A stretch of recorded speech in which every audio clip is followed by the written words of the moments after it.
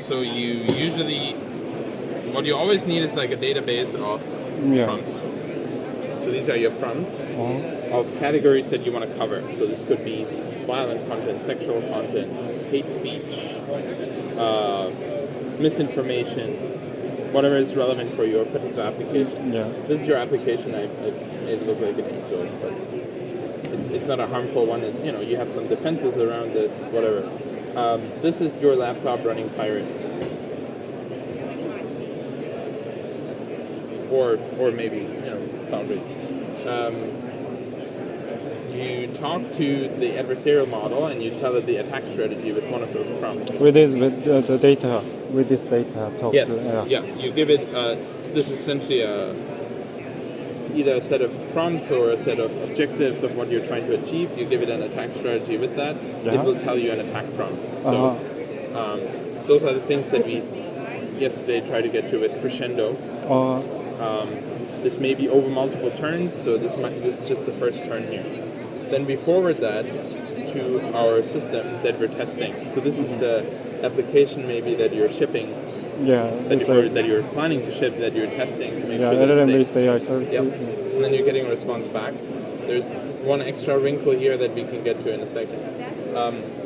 So you're getting a response back. Ideally, it will be something like, sorry, I can't help you with that, or it's not responding in a harmful way at least. It sometimes gives you disclaimers, like,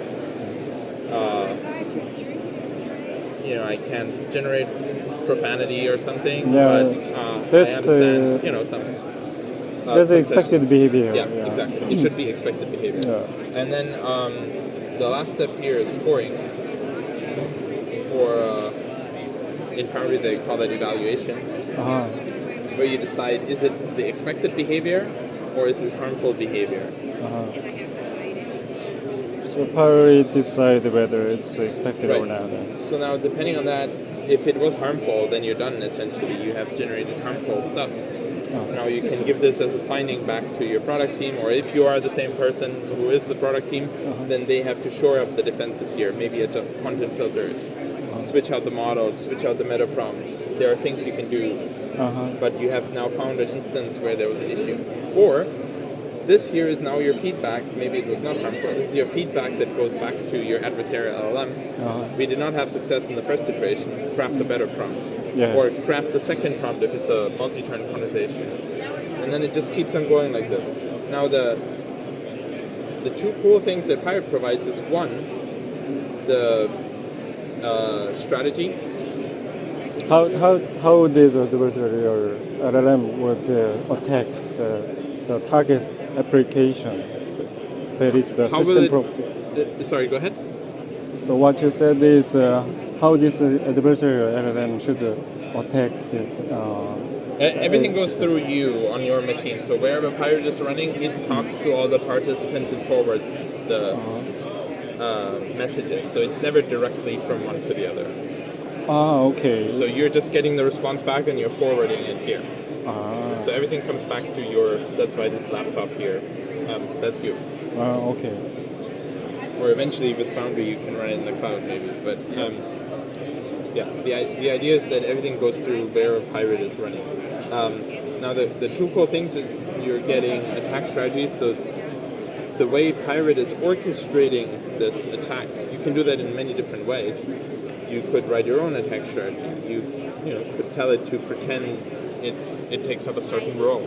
Or Crescendo, which we had in the lab yesterday, is arguably the most effective attack strategy these days. Yesterday I pretended to be the administrator and asked for password. Yes, exactly. But in that case, you had to write the prompt manually, right? Yes. Yeah. So in the second lab, Crescendo. With Crescendo, the attack strategy is that it doesn't directly ask to produce profane content, but rather it says about inflation. Instead it says, tell me about inflation. What effect does it have on people? You get a response. Then in the next turn it would say, how does it make people feel? And then you got some response back about that. How do people express this feeling about inflation? Okay, and what are the most extreme expressions about that feeling? And then eventually it would generate profanity about inflation. Because if you ask directly, it will refuse. there was two placeholders for the question attack. One was looked like a sort of you mentioned the strategy prompt, and the second one was just the input placeholder for the prompt. Yes. So actually, the tutor that time told me that prompt is just dummy variables, and pyrit will handle it. Yes. Yeah, there was the double curly brace. Yes, there was. Yeah. It's actually just a single curly brace, but that was an F string in Python, so you have to escape it with the double.